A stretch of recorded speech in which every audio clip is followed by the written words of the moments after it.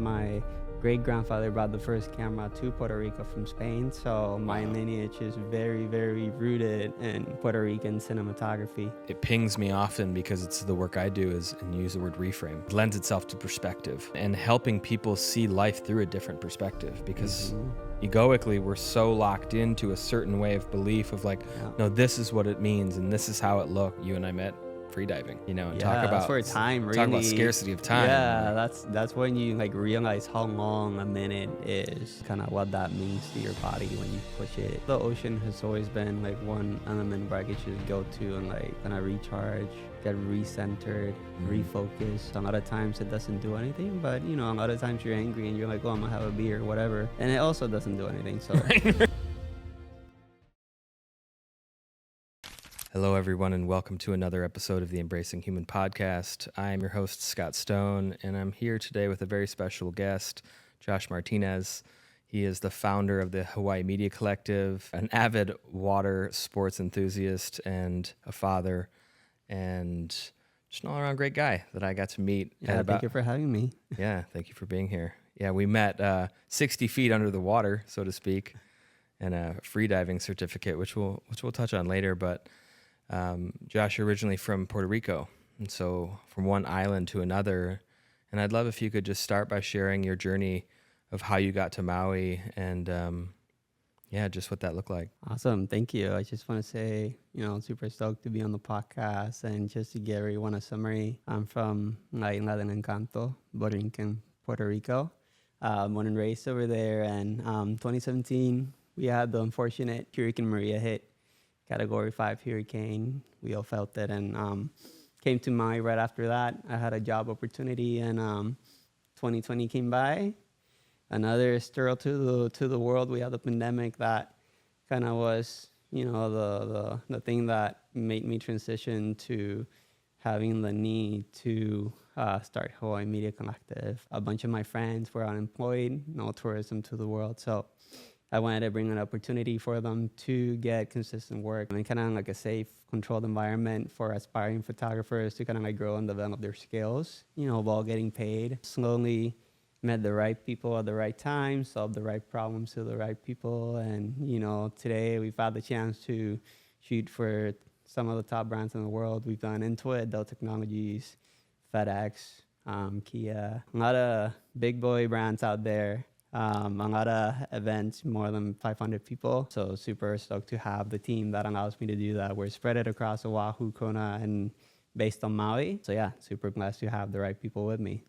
Yeah, it's, you sharing that, I didn't know the story of how you got to Maui and Hawaii in general, and to transition from tragedy into just, transformation. It's really beautiful to see how you accepted that with open arms and found your way here and landed and built something that not only helps, put food on your table, but a number of other people and brands that support the island and the economy of tourism and just, sharing the culture with those who want to come experience it. Yeah, I think you said it right. We accepted Maui with open arms, but I always like to say that Maui accepted us with open arms, right? Yeah. And I'm sure that you know this by now. Maui either takes you in or it spits you out. Yep. And, Maui took us in when we needed it the most. So how can we get back to Maui and the community? And that's a lot of what we do. The big umbrella of the company, one side, hospitality, marketing focused, corporate events. The other side, we work a lot with, community projects, nonprofits, and a lot with local brands. My studio partner, Rene Jacinto, with Maui Photo Hub, he kind of leads that side on the company. And even though we're not connected in paper, we work a lot together. So we like to present ourselves as a team. We take pride in supporting the local community as much as we can and give back through the, labor and the deliverables, anything we could do to enhance their digital space. We're happy to do it. Pretty good blend of both things for sure. It's really beautiful to witness. I've seen a lot of the public facing content that you make and just, the eye that you have for photography. And I'd love for you to talk a little bit about, your come from in terms of how you're making content and the story that you want to help people portray. Yeah.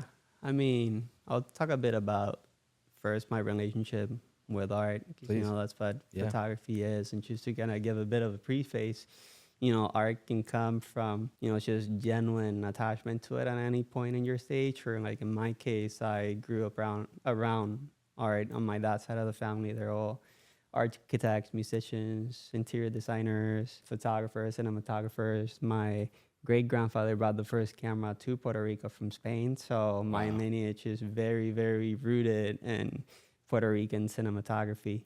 He Wow. made one of the first films in Puerto Rico with audio called Romance Tropical. So it's kind of one thing with the Vigue last name. I didn't carry it, but my dad had it, of the Vigue, being linked to it. It's pretty cool because it's one thing that in cinematography in general, it's like one last name that kind of gave a seed to what cinematography is today. Yeah. So I always wanted to be a filmmaker, but like closer to 10th grade, I kind of shifted to photography. Okay. I don't know how it generally came about. I guess it was naturally easier to take photos than, even with a podcast and video projects. I'm sure you've been around, the logistics behind it. I kind of like steered to photos as a quick thing, and started documenting. And it kind of stuck to be. I wanted to be an engineer at one point, and I got accepted to MIT and kind of the university in Puerto Rico that does kind of mostly engineering, but I wanted to pursue photography. So at the time I did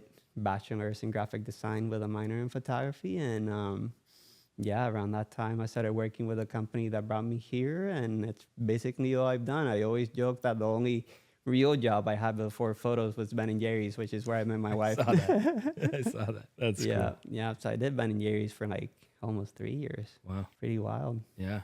Sharing love a different way. Yeah, exactly. Through ice cream. Yeah. Lots of brownies and coffee that got me to talk with the wife a bit more every time she There went you over. go. I'm like, hey, you like one free brownie? Brownie points. Yeah. That's cool. Tell me a little bit about like living behind the lens. Like, what has it allowed you in the way to experience life with that in mind of like whether it's capturing a photo or just being present?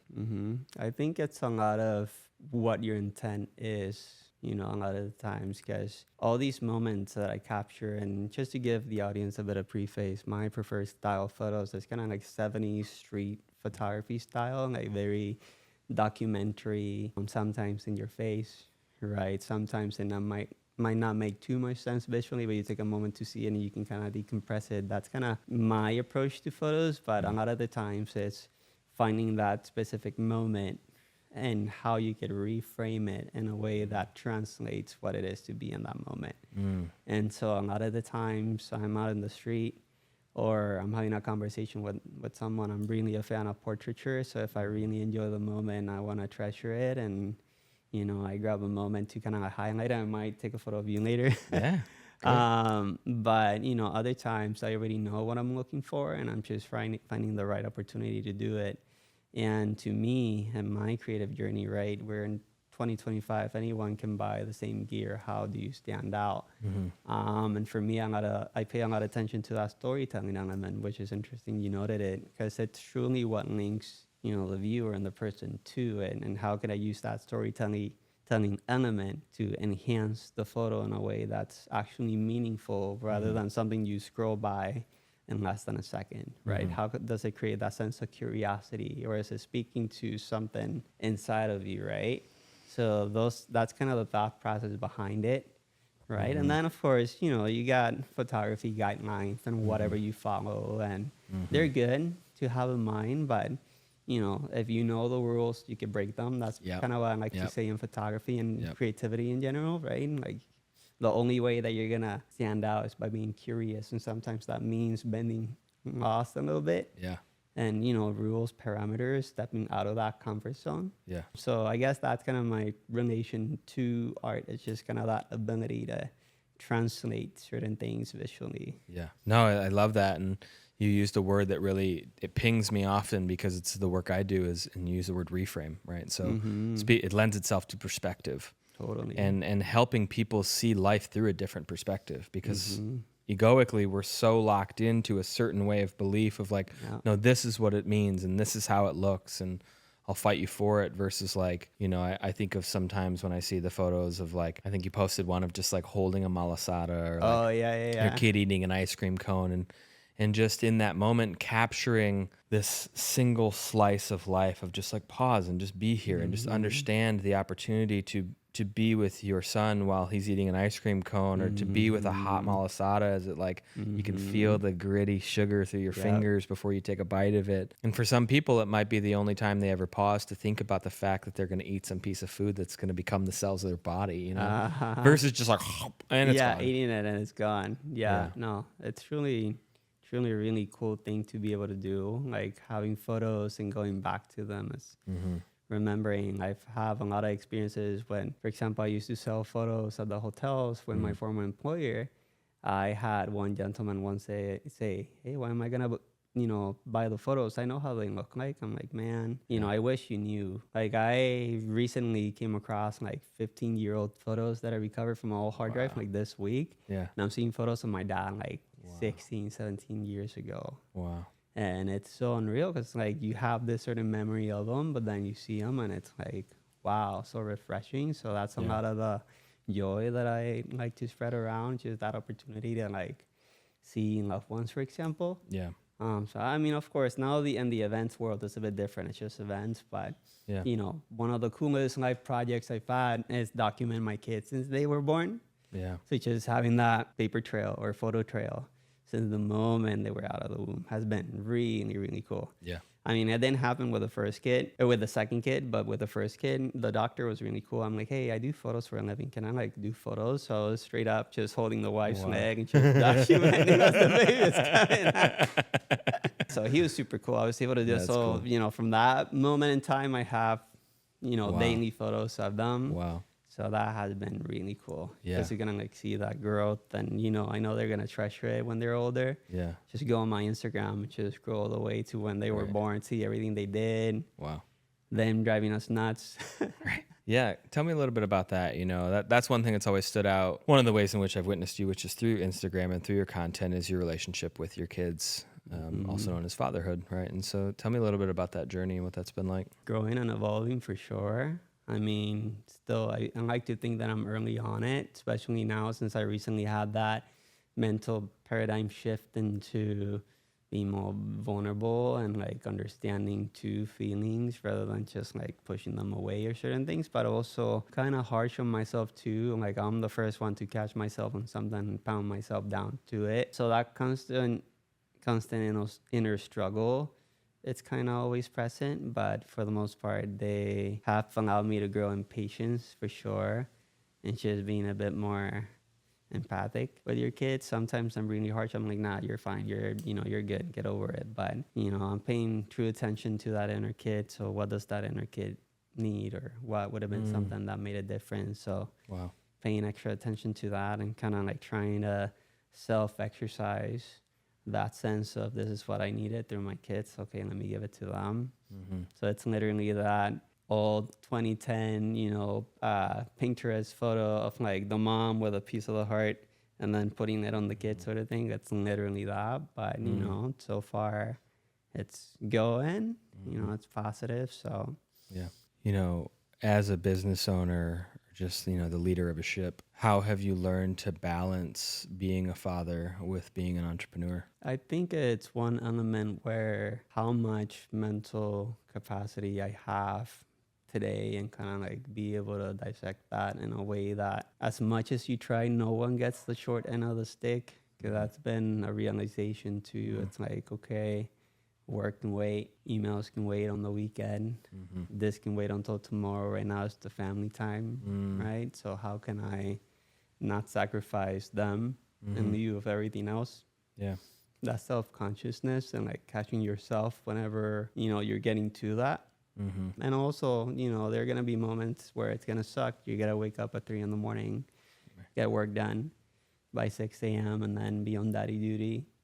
And then the wife goes home, she takes care of the kids, and then you keep on going. And then she's like, oh, we were going to see a movie, this or that. Okay, and now that moment, right, it gets a bit more intricate. How can I spread the load to get this done, on the deadline? Or where can I adjust so I could make everyone happy, sort of say.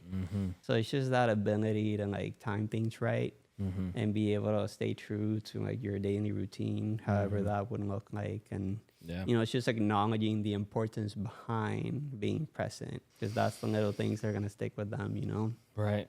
Yeah. No, and this key thread that you've discussed is really this idea of being present, right? And the perspective of that, because you have some, whether you want to call it hindsight or foresight, around how frail life can be.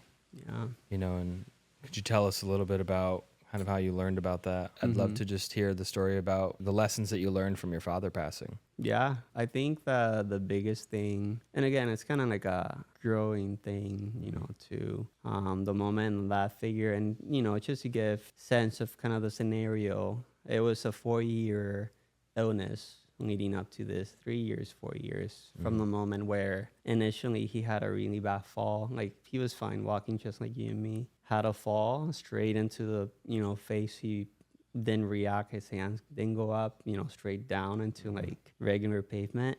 And then after that, kind of like the condition sort of started. ALS, slowly progressed to where he had to be sitting on a consistent basis. Yeah. He didn't have movement, slowly voice left. So it was a, very late, stage in his vegetable, period.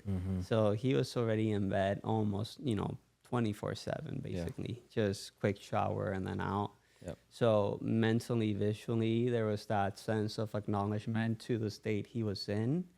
And even once he passed, like, I don't remember much of it, to be honest, but, I do remember that sense of like moving forward. And then this is what that is. Now we got to tackle everything that comes after that. And how can we do that quick? I remember I was 11th year, or it was 11th grade, and then, senior year or something like that. So, I was still in kind of like superior. So, a lot of blurriness there. But one thing that I do know, or unofficially self-diagnosed, is there's PTSD, and then there's post-traumatic growth syndrome. Yep. Which is kind of quite, the opposite. So I think that's a little bit of kind of like what happened internally at the expense of pushing that little kid down, right? Was kind of that sense of growth and appreciation to things, and just like got me in this super machine robotic mental state that I was go, go, go. I did my bachelor's in like 2.5 years, 3 years. Wow. I did a trimester program. Wow. I did one more class per trimester, and did summer. Yeah. All straight through. I was swimming master team before, so I would get to the pool at 5 a.m. until like 7 or something like that. Wow. University, and then go to Ben and Jerry's to work. Wow. Close, rinse and repeat. Wow. Yeah. Skateboard everywhere. I got that skateboard here on Maui. Nice. Same skateboard. Very Bought cool. it 2014. Wow. Very Yep. cool. Yeah, I don't know if you knew this, but this would have been 2015 to 2018. I scaled a robotics company, and we made robots for people that couldn't feed themselves. Oh, wow. And so people that lost the ability to go like this. Oh, that's cool. And one of the main demographics that we worked with was ALS. I'm sure. And so I've sat with a lot of people with Yeah. ALS. And one of them, his name was David. He's passed. And he retermed ALS as always losing something. There's always this running list of like, am I going to be able to do this still? Am I going to be able to do that? And then one day you can't. And, whether that's walking or bathing or speaking or just, like breathing, right? Yeah. Right. And this constant battle, Yeah. It's a brutal thing to witness, especially for the family. I mean, obviously for the person going through it. Totally. But just this, this really interesting facet of the human experience that some people go through, and then to be around it and witness it. Like what I said when I worked for the disability community was it gave me a lesson in gratitude I didn't know I needed. Yeah. Like I tell people, like if you woke up and you got out of your bed, if you got out of bed and didn't shit your pants while you were sleeping, you're doing great. Yeah, just try to go around wheelchair on here. Right. Yeah. Game over. Yeah. You don't see people on Maui in wheelchairs. No. It is so inaccessible. Yeah. Yeah. Even the hotels. Yeah. Oh, I'm sure. Yeah. Yeah. Pretty It's bad. humbling thing to witness. Yeah. I got a friend in Puerto Rico. She has not a podcast, but kind of like a page called Viajes sobre Ruedas, which is, her and her brother, they got multiple sclerosis. So, always on a wheelchair. Yeah. They kind of share a bit about, wheelchair friendly tourism around Puerto Rico. Yeah. So, Wow. she's always like, hey, talk to me about Maui. I'm like, it's bad. There's nothing to see here. There's nothing for you. No. Yeah. Yeah, you need like a 4x4. Right. Yeah. In this, ability for you, and like you said, you grew up fast, right? Like in order to take on the responsibility, whether it was for your family or all that type of stuff. What do you think some of the lessons that you learned then are still kind of running the show now? For sure. Organization. Yeah. Just like time efficiency, for sure. Like, that's the one common denominator we got with everyone. So just like being really frugal about timing and like aware of it. Yeah. It's like I wake up at 4 a.m. or try to, not because I enjoy it. I just enjoy the time I'm gaining. Yeah. Time frugality. That's interesting, because the other place I wanted to take it was, you and I met freediving. Yeah. And yeah, talk about that's where time really. Talk about scarcity of time. Yeah, right? that's when you like realize how long a minute is. Right. And kind of what that means to your body when you push it. Right. And I think that's a cool transition, kind of like that. For me, that mental game of like truly syncing with your body and being attuned to it and understanding the subtle changes you get or that sense of awareness. And I don't know, it came, it might have come from that inner fear of ALS, of losing that ability to be in control. It's kind of that one human element that we always strive to, like, how can we fix, how can we do this, how can we, so for me it's like that ability to be as centered in my body as I can. Because prior to freediving I did triathlon, so I don't know if you knew that. No. Yeah, I was like training 6 hours a day. Wow.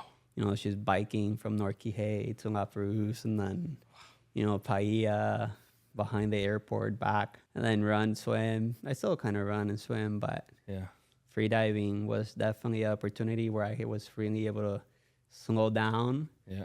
Get all that air in your diaphragm, right? Like oxygenate well. Yeah.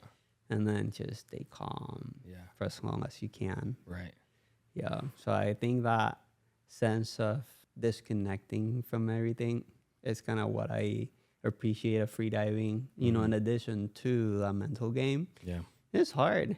Like I think I did before I took the cruise, like 95 feet. Wow. Or something, and I haven't been able to achieve it. A bit after that, I had a bit of a scare with one ear, and like I bursted not the eardrum, but blood vessel or something. Yeah. So I'm like, whoo. So I stopped for a minute, and now I'm like slowly but surely. Yeah. I had a different kind of scare. I went with John and some other people to the lighthouse lookout on Ma'alai side. And at the end, we were all getting out like on that reef, and the wave came and just like threw me up on the reef, and I didn't have gloves, and it just like shredded my hands. I was bleeding all over the place, and then, I lost my snorkel, and just like it was traumatic. I was covered in blood, and just like, okay, I'm up on this reef. Another wave is coming. I still don't have gloves. Like, what do my fins are off now, so now my feet are getting cut up too. So now I'm just like, what do I do? And just like I didn't get back in the water. You got the whole Hawaiian Matty Petty right there. That's right. I haven't not gotten. I got in the water once since then with him, but like, okay, cool. That was definitely like, wow, like respect this thing. Like totally. really respect the water. And yeah, as someone who's also into surfing and swimming and all these other things, like, because you said like disconnecting from everything, which I also hear like connecting to, the Aina, the mana of Mother Earth. And, what's that practice look like for you in allowing you to center yourself back to this moment? I think the ocean has always been like one element where I could just go to and like, either get bad energy out, kind of recharge, get recentered, refocus. A lot of times it doesn't do anything, but a lot of times you're angry and you're like, oh, I'm gonna have a beer or whatever, and it also doesn't do anything. So it doesn't always do.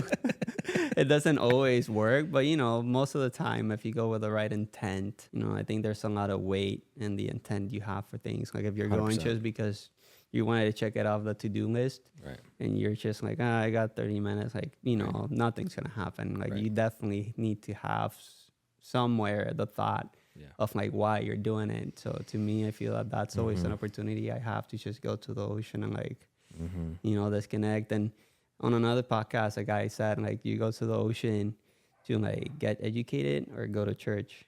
Wow. And then he was saying you go to church because if you don't pay attention, you might die or whatever. I like to reframe it. I like to say you're going to get educated because, of course, you learn to read the waves, read the ocean, how the current is, where the channel is, everything, the etiquette, right? But then church, because to me, it's that opportunity to kind of like reconnect with my, spirituality, right? I'm not fully religious, but I do believe in like good energy and like there's something out. So I like to like stay true to that within me, right? And just do what I can to like get recentered. So whenever I go to the ocean, I just have the mentality for the best outcome, or like, okay, today I'm feeling this, and like I cannot leave the water feeling this way. Like something needs to happen, and sometimes I leave it at that and go to the ocean, and then I'm cool after.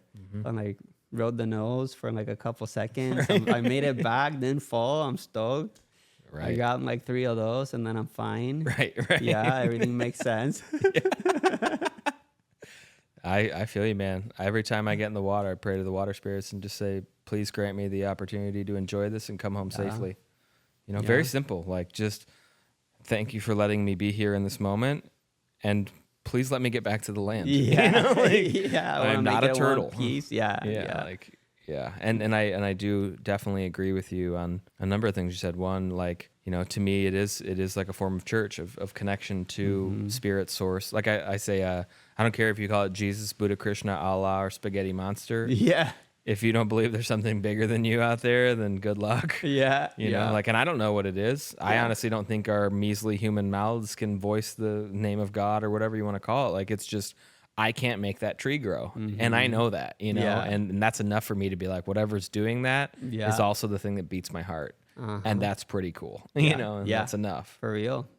Yeah. It's just sometimes, and, even on photography, that's something that I kind of like try to highlight. And, maybe it's not the tree, but in my case, it's light. Like, I'm fully dependent on light, and light, similar to water, and like does whatever it wants. Like, you need to channel it, direct it, make it do certain things. Like, think of it like a, tubing system. Without tubing systems, we wouldn't even have running water, what I mean? And filters, right, to do certain things, the chemicals you put on it. Like on photography, similarly, you got light modifiers, you got diffusers, you got color correcting gels that are going to help you change the temperature of the light. Yeah. Light has qualifying attributes to it. It has the temperature, the quality, and the quantity of it. So there's definitely some science behind it. But to me, the most joy, or kind of the way that I learn the most, is, soothing. And this is something that's soothing to me personally. It's almost like therapy, but also entrepreneurially. Like, it helps me apply certain things to kind of the company standards, or like in my work. Right. And it's just going out in the wild and just seeing how light behaves in different times of the day. How it reacts to elements or respond to certain patterns, or, you're wanting to achieve a look, right? How can you make it a bit more interesting? Like, what happens if you place a person here? Is it going to be silhouetted? Is it going to have like a highlight somewhere around? Like, and even with food, landscapes, slow shutter, there's so many ways you can go about it. So there's always that educational opportunity to soothe your curiosity. Cause like we said earlier, like, I think the one element that I've kept from me since the moment my dad passed away, aside from that time management, like organizational, it's just that sense of curiosity of like getting better at what you're doing, or like whatever it is that intrigues you, like explore it a bit more, challenge it more. Because, going from a moment where you had no sense of direction, because like at that moment in time, like me and my mom were like really into Christianity, and she still is, but like, to me, it's like, how is this figure gonna let this happen? You know what I mean? And so, I've kind of like steered away from it and really focused into like being as in control as I can, which kind of like that obsession allowed me to be where I'm at. Because for a lot of times after I launched my company, one question that kept me up at night is how my ideal scenario, I guess I'll reframe, for like work was, how can I get one person to say my name in 5 seconds if someone would have asked them like, hey, who does your photos, right? Like that scenario like was so ideal for me at the time. Like, I need constant business. How can I get people to remember me? And so kind of like that obsession over how to make that possible, it's just allowed me to try out different things and fail at a lot of times. Like the first year that me and my co-founder had the company, we made like $300 since June, dude.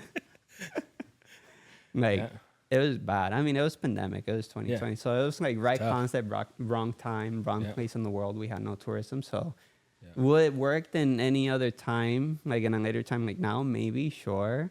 But it allowed that no or that, failure allowed us to like rethink the company into what it is now. So, there's definitely opportunity in like those failures as well. Totally. So like always taking advantage from them, in any, category of your life. It could be personal or like work or, family.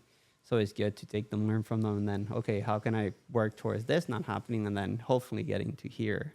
Yeah. So that awareness for sure is important. I love what you said there. It was a perfect transition to my next question, which is around, a lot of people want to start businesses, and the joke is always like the best day to plant a tree was 40 years ago and the next one is today. I mean, there are certain aspects that are like good timing, right? Like if you build an AI company right now, it's good timing, but like at the end of the day, it's the commitment that you had to do it that is what kept it going, because Totally. it's the only thing you can bank on in the days when you're like, Yeah. how do I keep this happen? Like we're not making any money. What do I do? And so what would you say to those out there who, want to start a business and, or have started the business and it's not going how they thought? Yeah, I think if I were to only pay attention to two things making a business when I started, there's truly one way that you're gonna get business back to you. It's either who but also who know you, who knows of the company, and that can mean two ways, right? That could go advertising way, right? Bring yourself in front of the right people, right clientele, so they know of you, or super relationship based, which is kind of my way of doing things. Like we haven't spent like 1 cent in advertising since we launched 5 years ago. Nice. It's all been word of mouth and just connecting with people in a genuine way. Like I mentioned earlier, we're all on the same rock. We all don't want to go anywhere. So, hey, what's your name? Right? Right. Like get to know the people you're working with because they got the same goal as you do, right? Yeah. Make your business, have it be successful, keep doing it as long as you can, right? Because at the end of the day, we're all doing the business we want because either one, we're really good at it. And then ideal scenario is like you're really good at it and you love it. Right. So how can you make money from it? Which is kind of why I started doing the photo thing. Although I'm kind of, I was super unemployable. I think that my mentality shifted beyond the hiring phase. You know what I mean? Like I after a point, I'm like, I can't work for someone else. And that's just because of my experience. Like my former company didn't really have the right culture in place and I got really affected by it. So I didn't want to go back to it. So how can I make things work under my own name? And, I got really curious to how much I can maximize this. And I have worked with certain people that moved from the roles that we used to know each other when I was employed. So it's like, okay, they're not working there anymore. Yeah. I can just have a conversation, find out where they're at on LinkedIn. Right. LinkedIn page for sure. That's where the secret sauce is at. Like if you know, like that's where that's the, the business Facebook right there. Like get LinkedIn. Get them. That's huge. So I was basically just reconnecting with all these people that I had worked with and, same message, copy paste, change the name sort of thing. Hey, really enjoyed working with you, in the past through my former employer. Right now I'm working under my own name. I'd like to continue that, with you. Let me know when it's a good time to chat. Here's my cell, send me your email. Different ways you could do it. Just reach out. Yeah. I would love that. I would literally just sit and send like 70 to 100 notes a day for like 3 months, dude. Wow. Good for you. Yeah. Shout out to my wife. I could have not done anything without her. Yeah. I guess something that I was reflecting on the 5-year anniversary is like, without her, man, no way. Yeah. She kept the kids, for a while. And I would literally, for the first 3 months, just like lock myself at 6 in the morning in the room. I got those glass mirrors, expo marker. You know that meme of the guy, Frankenstein just on the glass, like. Yeah. That was me, dude. Yeah. Just writing everything down. I love Something that. has to work. Yeah. Something has to work. No, and I love Like, that. like going back home was not an option. Yeah.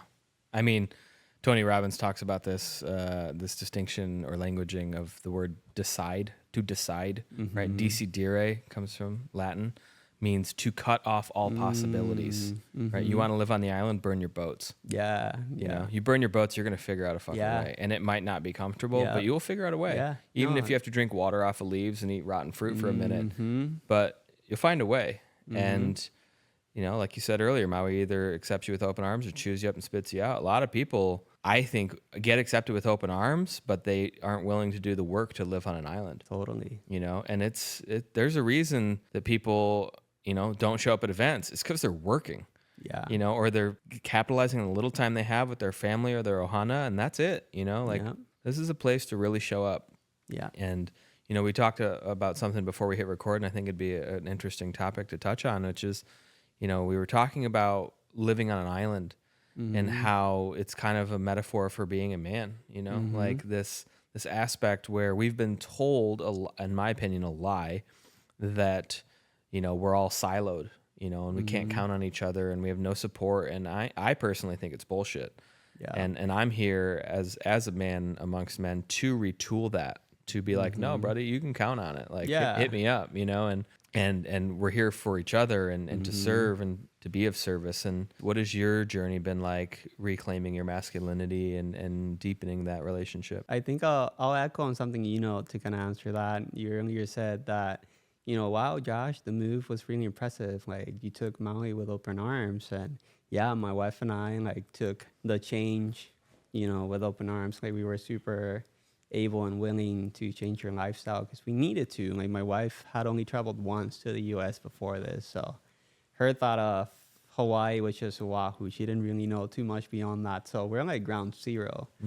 But, you know, controversially, or like the other way around, Maui took us in with open arms, and, you know, we've just always had in our effort on doing things, or like, we always want to find ways that we can get back, you know, as a thank you to the island for accepting us. So whenever we try, you know, to do work towards the community, like, that's one side of the company that you know, offers that a lot of local businesses, nonprofits, and community work, that we try to cover a bit of that. But you know, for the most part, we always just try to be grateful of, you know, the island just taking us in. And, you know, one cool story that kind of like show this in our shoes is when we first moved to the island, we stayed in 2 Airbnbs. Like, one in Napili, she ended up being our Hanai mom. Like, she gave my wife her wedding dress, like, tore it off the sealed packet for her wedding, because we just decided to get married on the beach on, you know, Jaws right next to 505. And the dress fit like a glove. So she's still our Hanai mom, Hanai grandma to our kids. And then the second Airbnb was up Kaivahina Street in North Kihei. And for those listening, that's right where I currently live. And the craziest thing, we're driving up, the whole thing is a plot of dirt. And I remember asking my wife as we were taking the Uber up, because we didn't even have a car by then, I was like, oh, I wonder what they're going to do there. And we ended up buying, you know, a property there in 2019. So, you know, whenever you have the right, and that came as a result of like having the right intent, doing things pono, and like being really truthful with how you're doing things and being genuine about it. Like, the island will take care of you. But yeah, now we're there. So it's always that one, whenever I need to recenter myself, it's like, oh, like, we drove up and, you know, I claimed it and it happened. Wow. Right, because I didn't know I was claiming it. I'm like, oh, that's going to, you know, they're going to do, I wonder what that's going to be. And then later on, years later, I found out that was the development. Wow. And then we ended up going there. It's crazy. So I'm like, if you think about it, you can do it. Right. Oh, that's such a good reminder. And it reminds me of this place, you know, like when I first saw it, I was like, okay, I want this. I didn't quite say it was mine. I might have actually. I might have been like, okay, this is mine, you know? Yep. But to the point of pono, you know, like when the woman told me about it, I was like, okay, I want it, you know, and she's like, okay, let's do it. And I was like, I have a dog. And she's like, sorry, I can't do it. I was like, okay, I get it. Like, this is your sanctuary. You know, these are your boundaries. And I respect that. Like, you know, like, I'm not here to convince you. Like, okay, thank you. More, please. Next. And I left. And 10 minutes later, she sent me a text and was like, I want to meet your dog. She sent me this long text. She was like, just who you are as a man and your integrity and just the way you carry yourself. Like, you are the tenant I want. Can I meet your dog? And I was like, absolutely. And at that point I was like, it's done. Yeah. Like there was no question in my body, because I was so actively training my dog. I was like, she's a dream, like. I remember you when you first posted about your dog. I'm like, yep. That reminds me of when I got Luna. It's just quick bracket. I paid like a 3-month training plan with Petco over there. Yeah. Freaking Maria blew the store out off the ground. Like legit, there was no Petco. It took me like 6 months to get my money back. So I'm like, hey Petco, like your store is not here anymore. So yeah, she's half trained, but Sure. she's good. She's good. She's gonna be 9 years old, so I'm happy I have her. Yeah, of course. But yeah, like, she met Luce and was like, okay, we're good. And then I was like, yeah, I called this in, and that point of the intention and the commitment to actualizing the dream, right? And what I like to say is like aligning myself to the version of me that already has it. Right. What's he up to? The guy that's doing a weekly podcast and has all the coaching clients and is hosting retreats, he doesn't smoke weed. Yeah. So guess what I don't do anymore? Smoke weed, and it was like an instant, and I have zero compulsion to do it. People around me like, you want to smoke a joint? I'm like, no, thanks. A couple days ago, this dude was like, hey, he's not smoking. You're smoking, right? And I was like, sorry, fam, son, you're on your own. And he's like, damn. And I have no like, oh, I should help it. Oh man, I don't want to be high. Yeah. Go for it. Yeah. That one, for me personally, that was like a very clear line in the sand. And then to deal with whatever comes up as a product of that, okay, now how do I cope? And now how do I numb? And not all that stuff, and alcohol wasn't it for me. So then it was like, okay, well, I got to figure something else out, and to allow myself to go through that uncomfortable middle and just be like, and admit to myself like, oh yeah, I didn't have any other coping strategies. And so I better learn some. And, going to the ocean. Going to the ocean or getting in water, because I put that in that same boat of just like allowing myself to be in the moment on the land. Yeah. That has been one for me personally that's been very challenging, because as a fellow entrepreneur, sometimes my brain is going a million miles an hour and is like, I can't afford to do this right now, Bo. We got to work. We got to work, and it's like, okay, why do people hire me? And this is what really helps. Why do people hire me? Because of my presence and calm and peace. Okay, so what does going to the land give me? Presence, calm, and peace. Okay, so this is actually business development. Yeah. Okay, I can do that. I always say research and development. Take one photo of the food, research and Right off. my accountant is awesome, Jenna.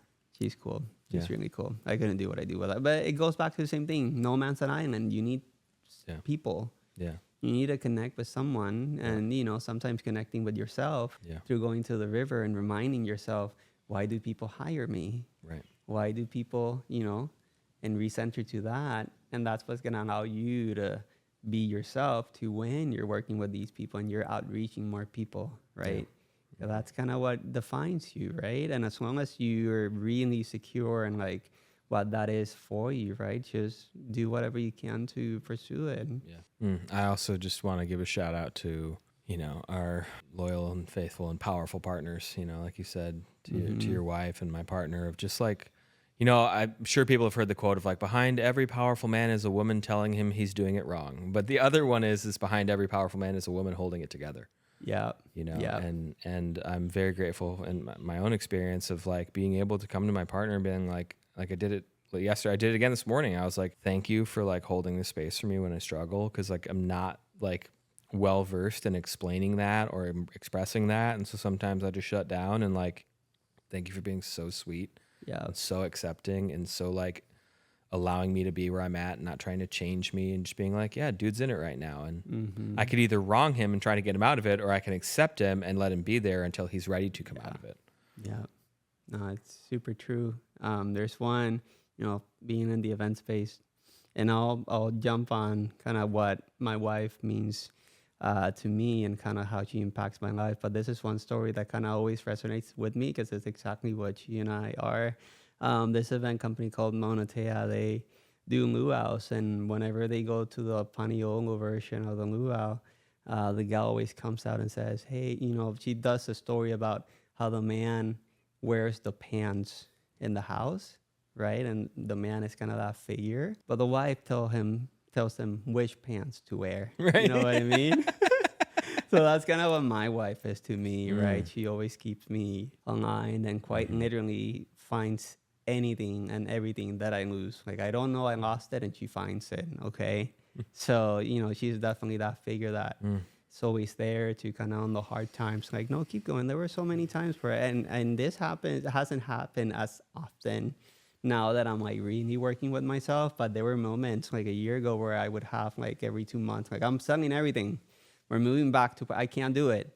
We're selling the house, we're selling the company, we're leaving. There were a lot of moments where I, you know, and she's like, no, just keep, you know, keep going. Of course, we had our own, and we continue to have our own growth as a couple, you know, and that always doesn't look as pretty as people may think. You know, there's definitely moments where it's a bit challenging, but, you know, at the end of the day, she's always there to be, no, just keep going. Like, if you think you could do it, then I know you could do it. I love that. Something really powerful hit me when you said that. Like, she finds the things I lost before I knew I lost them. And it just reminded me of like this quote that men protect women in the physical realm and women protect men in the spiritual realm. So the thing I thought of losing is like, oh, I lost my heart. I lost my head, you know. She's like, hey, I don't know if you noticed, but yeah, you left this. Here it is. You know, Yep. and giving us back, not reminding us, not giving it back, but like reminding us of like, hey, you on the path right now? Like, no, I'm like deep in my thoughts. I'm not, you know, it's like, hey, I see you, buddy. Like, yeah, you're welcome here. And it's like, ooh, yeah, okay. yeah, Thank you for reminding me that I was just not here, you know. And yeah. women, I really do believe that men are so lucky to have women, you know. Totally. I think of it like, you know, that's why I have 4 bouquets of flowers in my place right now. And I'm like, how lucky are we to watch these women like a flower bloom, like to express themselves in all their divine glory. I'm like, God, we are so lucky as men, and we get sex. Yeah. Are you kidding me? I'm not sure if one's better than the other, but like just the fact that and women are such exquisite creatures, you know, like in their own insecurities and like desire for beauty and all this stuff. I'm just like, God, I could do this all day. Yeah. You know, but we should probably get to work. But like, you know, I want to get back to this as soon as I can. Yeah. Yeah. I think for my wife, I've never, I think, verbally expressed this to her, but my dog and her have some, you know, attributes that are kind of similar in how they behave and what they want from you. Like my wife, she'll like sit next to me. She's okay. You know, she's very, you know, in the love language, like, you know, touch and feel. And she's okay, scratch my back, like attention, like slow down. I'm here, but also scratch my back. Right. Right. And my dog's the same thing. She'll walk under a tree, Yeah. she'll lay down, and she'll be like, I'm not moving until I feel that you've rubbed my belly for as long as I want. Yeah. And some of those days, like you were saying, you know, in the entrepreneurial world that we kind of define as our day to day, it's kind of, I got to do this, I got to do that, I got to do that. I got 3 more minutes to walk. Luna, go, get up. We're not doing this today. And some days I might be like, Luna, I really cannot do this today. I'm so sorry, but I'm acknowledging it. Other days I'm getting that go, get the best of me. I'm like, no, you know, I need to do that. And other days I'm like, I catch myself. I'm like, okay, I can slow down. And I'll kneel and rubber. And then, you know, it's 5 minutes, 10 minutes. But for those 10 minutes, you know, you disconnect it from everything, and it's going to yield so much positivity for the rest of your day, right? Just being able to have that moment to kind of like zone out from all that constant noise and things that you need to figure out. So, you know, my wife is very good at just, but she's also very good, which came as a result of me not paying attention to that inner kid. And sometimes I'm like, okay, you know, I can't do this right now. I got to work, and left a lot of conversations and pause. Right. But then there's also days where I'm like, I'm really working, and I know that I'm working from home. I want to be supportive whenever needed, but I need my space right now. I'm going to put my headphones on. I'm not being, you know, a dick or anything. I need to get this done. Right. And the sooner I get it done, the sooner I could be with you. And so setting those boundaries is very important for those who want to build a company. You know, depending the niche you're in, you're most likely going to start from home. And how do you define that time between work and family? It's okay, well, work time is work time and family time is family time. There's no buts. It's what I call the bank law. You know, banks are very strict with how their loans work, and they don't bend backwards, and that's it. And that's what you signed up for. Right. So if you signed up your business in Hawaii Business Express and you have your FEIN and your EET and your COI and your W-9, Right. and then you get yourself a company bank account, company card where you can start buying all the stuff you need to operate. Mm-hmm. Then, equally work time, family time. And you define that Right. based on your day to day, but Right. need to stick to it. Otherwise, you're going to go crazy. And, I can't say that I never did it. I blended that line for years. Mm-hmm. Was I happy? No. Sure. Because every day was working, and the wife was miserable because I was always working, and the kids were all over the place because I wasn't able to fully be there as a parent because I was focused on other stuff. Mm. So the house was a mess, but over time, you start to learn to structureize it and to really understand your business. And similar to a kid, the company has its needs. Where am I lacking? Where do you need help? How can we brush this off a little bit more? And each company is a journey, but once you figure it out and kind of have an understanding of where you want to go, it's just look a little bit of if other people are doing it, how they do it. Right. Don't take ideas as they are. Obviously try to resonate a different way within the market, or be able to stand out differently, something that perhaps is a bit linked to your personal preference, touch, or liking. But definitely do your market research, see how it behaves, so you know how to navigate through it. Yeah, I like to say entrepreneurship is the highest form of self-expression, second to relationships. I'm not sure which is actually first, but both of them they will show you blind spots about yourself that you didn't know you had. Yeah. And grow you in ways that you didn't know you needed. But I don't think there's anything more fulfilling than it. Like I love what I get to do. Totally. And who I get to do it with and for. And yeah, this is my 8th year as an entrepreneur, and it's like, It's awesome. yeah, it's been wild, in so many different ways. But I tell everybody that's interested in it, like, try it out. Like it will come with a lot of freedom. And it will also come with a lot of cost, Yeah. like freedom is Yeah. expensive, but Delayed gratification. yeah, 100%. For sure. 100%. I'm in year 5, and this is the first year where we're operating with teams. And now I'm in a position where I've diluted the workload. Like we had a quarterly meeting recently. Last year we did 20 events the whole year. This year we're up to 29. Wow. Nice. And we're not done. So, but that came as a result of adding the right people to the company. But then something that I wanted to challenge your thoughts on a little bit now, it's, because for me, I got 2 boys, and, there's a weight of being an entrepreneurial father, right? In the creative space. There's definitely its challenges, but now you got Luce, a year old now. Like, how has that been for you? Yeah. Because that was a lot of energy in 30 seconds when I met Luce. Oh yeah, there's a lot of. I mean, and originally, like I almost didn't bring her out. That's been part of the training and consistency and boundaries. And I had the dog trainer over here.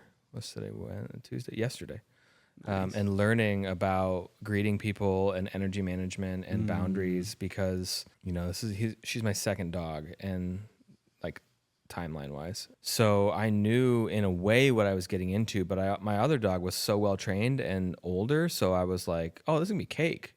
And Luce is like, she's a tornado, And so luckily she's super well potty trained. It doesn't chew on anything and anything of that sort. Cool. But she also takes a lot of devotion, a lot of time. Like I wake up 6 a.m., we go outside, and then like do some exercise and work, and then come in and feed her. And then she usually will lay down for a couple of hours while I have some time to do some work and get some things done. But that has been my first priority, because I've structured my coaching practice in a way where I have the time and space, and I made it very clear to myself, if I can't manage this, she's going somewhere else, because it's not fair to her to crate her all day long or to just raise a misbehaving dog, because then I'll just get angry and discipline her, and I don't want to do that. I don't like that guy. I don't like the guy that yells and hits his dog. It does not make me feel good. And so spending a lot of money on training, and that's been very important for me to create a loving relationship with her based in discipline and standards and communication. And it's something that's, it's been an evolution, because like when she was younger, maybe 6 months ago, some days couldn't handle it. So I would just give her to other people, be like, just take her, just get her out of my hair for a day or two. And I had friends who were like, absolutely free 99, no cost. But she would come back such a terror. Jumping. She jumped out of the window of my car once. I was like, not okay. Like, so I had to like own, like, okay, I don't have that support. I have that support, but it comes with more cost than it's worth. Totally. And so it was like, can't rely on that anymore, dude. Yeah. So now what? Yeah. Now you're not spending the night somewhere else. Or they're spending the night here. You're going to bring her with you, or you can't go to the coffee shop for 4 hours and leave her at home. Like, show the fuck up. You know? Be the dad that you said you would be, and it's like, God, and some days I just wanted to pack it up. Just be like, all right. I literally, just to honor my inner world, I wrote out an entire Facebook listing of like, this is the dog, this is what she's training, this is what she's not training, here's the like, I wrote the whole thing. The missile button. Yeah. Just to like, yeah. I don't want to do that, like I'm going to regret this. That's the easy route. Right. Yeah. Right. And so to allow myself to be angry and to be frustrated and to be annoyed and being like, because that's been my work lately, is allowing myself to have emotions that I don't like having. Annoyed, frustrated, angry, and like allow myself to voice that. I'm so fucking annoyed. Like I just want to scream. Amber would be like, scream, do it, beat that pillow. I'm like, I don't want to. It feels childish. She's like, exactly why. Yeah. Do it. You weren't allowed to. I'm like, shut up. Like. Well, here's one reverse card for you. You can't put that Facebook listing. You can't, sell the, because I got two biological kids. So it's a lot of that amplified on some days, right? Where you're working with that inner self, that inner influx of emotions, of not quite understanding these emotions because they're new to you, or these feelings or ways that your body is reacting to the lack of attention that is kind of hard to comprehend, especially when you're constantly bombarded, overstimulated with too little gremlins running around, just trying to, just doing whatever. And when I mean that, my kids are the pinnacle of it, like they're a bit. So, how can you obtain control of yourself to be that figure? And how can you do it in a way where it's sustainable? Like what practices can you implement daily that are going to soothe yourself, soothe your kids, wear them out, wear Lucha out? We got to suck it up. There's just two, are you going to grieve and like roll in a corner and being like, okay, this sucks, I don't know what to do. Someone do it for me. Someone pick me up and cradle me. Like a lot of times, in a emotional way, we need to be true to that feminine side, right? And just allow ourselves to be cradled up. And, we each have a support system and we do receive that in whatever way, shape, or form. But, you need to own up to where you're at and do what you can. There's this company on Instagram or this page I came across that says, die tired. Don't die trying. Die tired. Interesting. So kind of like that mental shift into like, how can I maximize what I could do in a controlled, sustainable manner? Yeah. Right? Yeah. And always open to growing and learning and shifting and adapting, right? Because as an entrepreneur, like, I don't know what the business, space is going to look like in 2 years. Right. I'm going to learn as I go. Right. Right. Right. And then I don't know if in 2 years, my kids are going to have a character shift or this or that or whatever, I just got to be open to it, use the tools that I have that help me keep sane. And then just go, day a day. Yeah, no, it's been interesting because like, for a while I would go every day to the ocean with Luce. We go swim. We go swim laps for an hour and a half, just throw the ball, bring it back, throw the ball, bring it back, and swim out with her, come back. Right. And so she just went into heat. And so first heat or second heat, I don't know, whatever. Like they say the first heat's invisible, but she's in heat. She's in heat. She can't go out because there's too many dogs and irresponsible dog owners with their balls, and I don't want to have to slap another dog with a stick or anything of the sort. So I'm just like, we're not going anywhere, girl. Yeah. So we run around that yard and we do other stuff and we do training to tire her out because she got a lot of energy as a 1-year-old, you know. And pretty soon we're gonna be back on that beach. Yeah. That, So we need to make sure that she's tamed, under control. Right. Yeah, because I want to unleash her and I want to let her out and I don't want her body slamming a child. And you know, I'm like, I don't play that game. Like, she's instantly banned if that happens. You know, and she's 1, so she's just getting her. She bodies. I was flying around on the 1-wheel yesterday, and she just came up and body slammed me. I was like, "What are you doing?" You know, like, "Oh, you're being 1." Yeah, got it. You're being 1. You know, and so just having a lot of grace in those moments of like, okay, because the ability to take care of myself so I don't lose my shit on her, you know, and like, sometimes I go to the ocean and just scream, you know, just scream underwater, just like, what? Like, what? Yeah. And you know, it's working. My chiropractor a couple weeks ago, and since then, he's just been like, bro, you're doing really good work right now. Like, your body feels great. And I'm like, oh, great. You know, like, all that swimming. Just moving my body, moving it through me. Swimming I think that was the one element that I used to recycle that energy when I was in a trimester system in Puerto Rico. I used to swim masters, and I wasn't really on the team. I would just sneak in before 6 a.m. You could go through the gate before, because they left it open, and then whenever the personnel went there, like, you had to pay $2, and I never had $2. Like, you know, I survived on like $150 a week from Ben and Jerry's. Wow. So I'm like, I don't have $2. Like, I'm not going to skateboard. $150 a week. Yeah. Wow. Yeah. I'm like, skateboard, save the parking fee. Right. Don't have to worry about it. So I would go from the apartment in Miramar, Santurce, and then just go all the way down to the pool. And then just go to the pool, and the coach is like, who are you? And I'm like, I just want to swim. He's like, okay, do a couple laps here. Okay, you won't drown. Go over. And I would swim with like the entire team for like 2 years. Wow.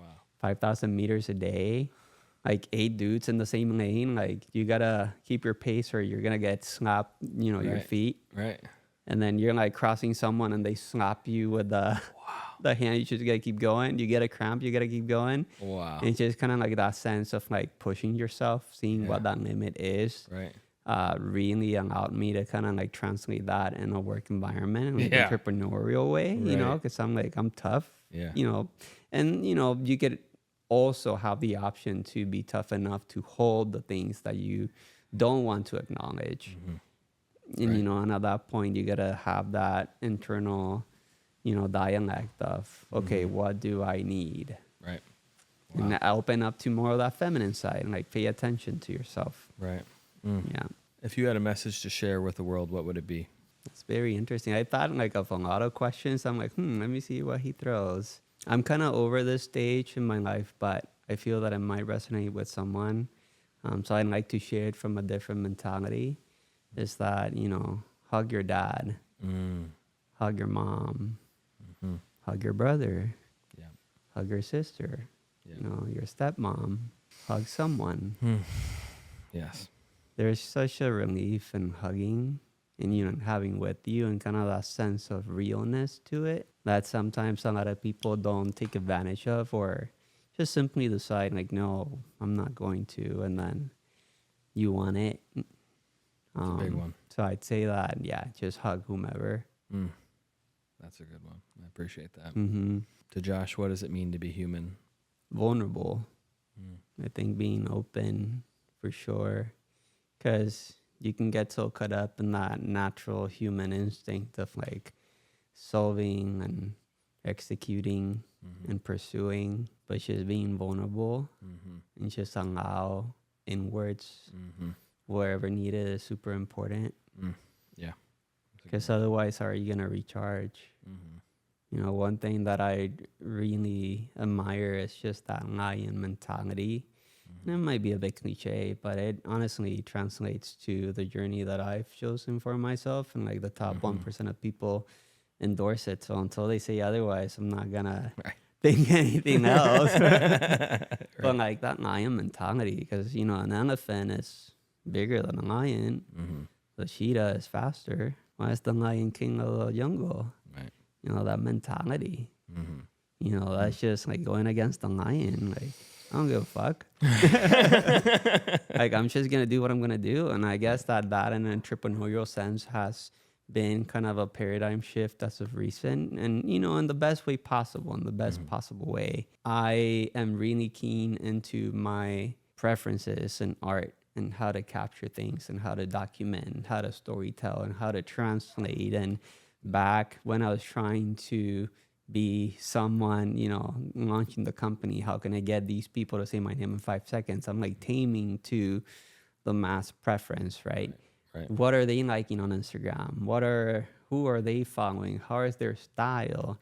And then you get the blue teal and the brown from like 2017, you know, Right. washed out, Baja, like just wood tones. Right. I'm like, this is so bland. Like, it's overdone. You know, I want to be able to soothe myself and just having that ability to, you know, earlier you asked like what are the things that I look for in photography, and just being able to go to a city that I don't know, you know, out of country or mainland or whatever, just somewhere new, and I go around, see the sign element from the shops around, the stores, the coffee shops, museums, just how people dress. Yep. I think that ability to see how other people see things is something that intrigues me, and then learn from that, and then apply what seems fit with my way of documenting stuff. Yeah. So a little trick there for people wanting to start in photos, just go out and shoot. Like, Right. any education, you know, sport, biking, you need saddle time. Surf, you need water time. Horse, you need saddle time. Photos, you need camera time. Right. There's this one French photographer, Henri Cartier-Bresson. He always said your first 10,000 photos are shit. Right. Basically. Yep. It's like your 10,000 and first photo is your, Right. you know, picture one. Time. Yeah. Yep. So, Yeah, you that's know, good. I'm not a photo time. Yeah. It's only one way to define your preferences and what you like by seeing. Right. Can't create it if you don't know what's out there. Where can people find you and what you're up to? So best way, Instagram right now, Hawaii Media Collective. That's the work one. My personal one is Unko Joshua, UNKO Joshua. I share a bunch of kind of that street photography style over there. Hawaii Media Collective is more of the hotel, F&B, corporate event world. So if you're a planner or a marketer that needs help, let us know. But something that we're excited for right now is we're moving our photo studio from our Kahului warehouse into a new location. We're going to be at Queen Kahumanu Center. So super stoked to bring something really unique to what to many of the youth here used to be the mall to hang out at after school. So we still are working logistics as far as how we're going to design it, but it's going to be something unique. So more to come, you know, stick around. Hawaii Media Collective on Instagram to learn more. Maui Photo Hub on Instagram. Shout out to Rene Jacinto. He made this happen. So super stoked. We're going to get the new spot. And then if you're looking for a rental space in the Hukinika Street area, those warehouses, we're going to be soon dropping off the lease. So up for grabs in September. Okay. Noted. Awesome. Well, Josh, thank you again for taking your time to be on the show and sharing your story and giving your perspectives and just tips on, you know, the way you live life. Yeah, thank you for having me. Super, you know, grateful for the space and opportunity to open up and talk story and share a bit of my story, and hope it helped out someone in the audience. If you guys ever want to reach out, I'm sure my handles will be somewhere. Just reach out through there, and always down to talk story. Awesome. Beautiful, brother. Thank you. You're welcome. And to the listeners, thank you for giving us your time and attention and presence and taking the time to hear a bit about Josh and his journey. And we look forward to you tuning into the next one. Until then, aloha.